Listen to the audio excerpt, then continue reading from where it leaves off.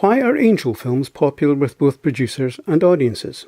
Perhaps because they appeal to our desire to believe in something greater than the world we see before us. To think of angels descending to offer help is comforting and offers security. They may also quite simply appeal to our better natures and our desire to help others. In each of the films I'm going to look at, the angels involved don't just take care of business by dishing out miracles. They succeed largely through inspiration, encouraging and helping their protégés to see things differently and to change their outlooks and lives accordingly. They help or allow their wards to see the bigger picture, to get their problems into proportion and to appreciate the fact of being alive, something we tend to take for granted and a gift we frequently squander. This may be a further reason why these films appeal to us, since help in the form of inspiration is accessible to us all. Another element shared in most of these films is the angel's desire to share in human feeling and love.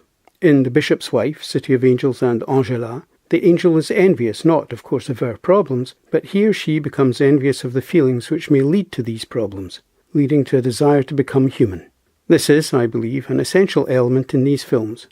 Not only does it emphasise how lucky we are to experience these feelings at all, but it lends drama and import to the figure of the angel.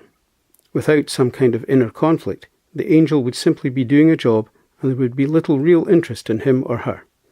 In It's a Wonderful Life, the essential lessons are about proportion and influence. George Bailey, played by James Stewart, feels his life has been of little consequence, and he has had little, if any, experience of life outside Bedford Falls. Clarence, our angel, helps him realise that experience and influence can be achieved in big and small ways. What counts is what you learn from the experience you have, and what you do with it. Clarence helps George see that in fact he has had an essential influence on the lives of all those he has met, out of all proportion with what he sees as his actual input, and which has allowed people to conduct their lives with dignity. George is ready to commit suicide over the relatively small sum of $8,000. Of course, the sum is unimportant. It's what it represents to George that matters, and that is the end of his family-run company. George is so wrapped up in his problems that he gets them out of all proportion in terms of their objective significance in his life. Clarence helps George see that his life has meant considerably more than the cash that is missing. He helps George see the bigger picture, appreciate what really matters, and put his financial problems in proportion. In the end, George is saved by the generosity of others who have, through time, been inspired and helped by George's generosity of spirit. George's change of situation is achieved not by a miracle, but by a change of spirit inspired by Clarence. Granted, Clarence used miraculous means to achieve that inspiration, but he did not interfere directly with the situation. He simply enabled George to see things differently, and George responded.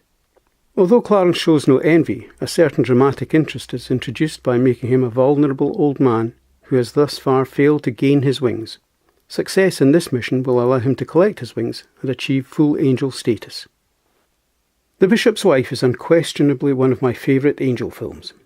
Cary Grant is simply perfect as Dudley, the angel sent to help Bishop Henry Brougham, played by David Niven, though not perhaps in exactly the way Henry anticipates. Dudley is supremely calm and confident of his place and contribution in life. He has complete belief in himself and is ever positive and optimistic. He achieves his mission not by way of miracles, though he does indulge in some audience-pleasing miraculous antics on the way, but by showing compassion and understanding, and by offering help, thus encouraging others to do likewise. Once again, problems are put into proportion and what really matters is brought into focus. But another dramatic element is introduced, and one which will be revisited in many other angel films: jealousy of emotion, love and attachment. Emotions can lead to problems, but bring great joy as well. Here Dudley is envious of the love between Henry and his wife Julia, and this adds a whole dimension not just in terms of dramatic interest, but one which urges us to appreciate what we have and to keep a sense of proportion, whereby we retain a sense of relative importance and don't allow ourselves to be overwhelmed by fear and particular problems. We must remain aware of the bigger picture.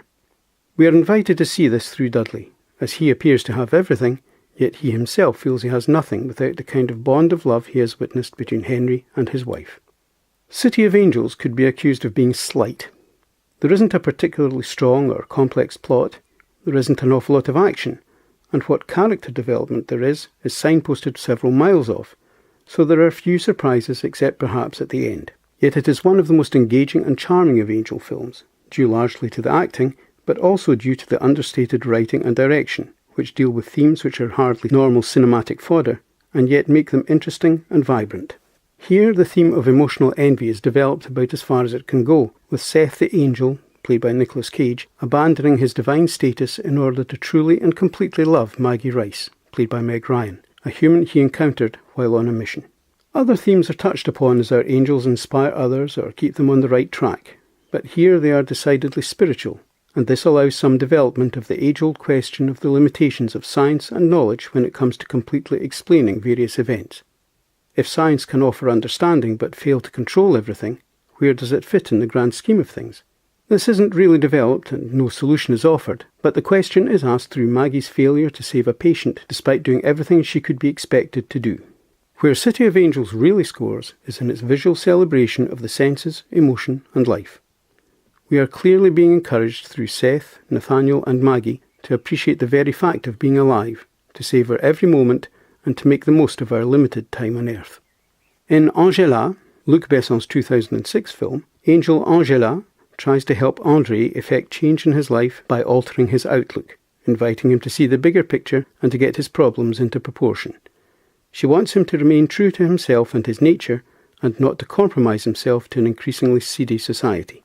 All this she sets out to achieve by way of building his self-respect rather than by producing miracles.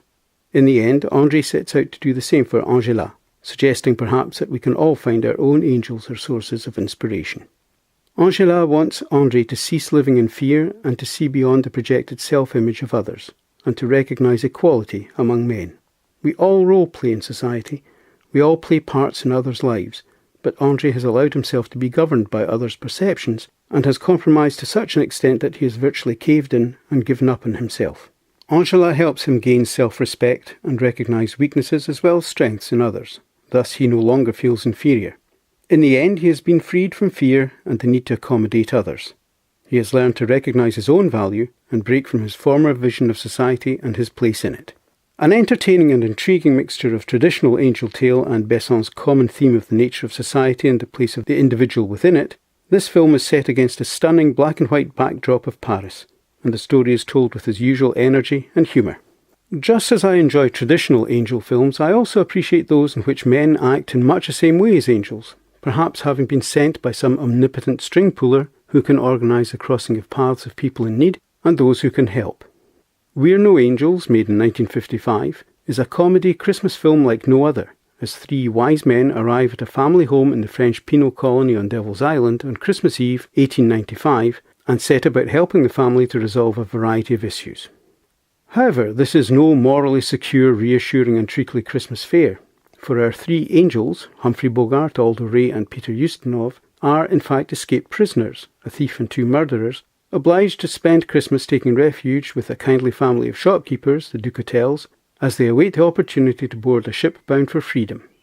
Not only are our three angels escaped convicts, but they are unrepentant, steeped in largely criminal wisdom and experience, good-hearted and utterly charming to boot. In terms of plot and character development, there's no question of rehabilitation. Our three heroes do good by applying their criminal skills and using amoral methods more in keeping with those seen in a film noir. Our angels are defiantly humorous and single-minded in their desire to see the villains disposed of and the family benefit from their nefarious actions. But very cleverly, they do not actually cause any deaths, though they do nothing to prevent them, and are very happy to see the Ducatels profit from them. In the end, our three heroes are so disappointed and traumatised by this encounter with civilization, with its underhand ways and complexities, that they decide to return to prison, where they will feel more secure. Our angels are open, genuine and sincere. They are what they are, accept it, and act on their instincts, while some of the honest folk they have met are duplicitous and downright cold-hearted, characteristics they find unpalatable and unacceptable. There are frequent references to the angelic nature and worthiness of our heroes, and there is even a clear suggestion from Jules at the end of the film that they may indeed have been heaven-sent, and this is confirmed by the appearance of halos above their heads as they saunter off to prison. So, what we have is a comical, angelic, Christmas-themed film noir which reinforces the old adage that God works in mysterious ways. Who would have thought it possible?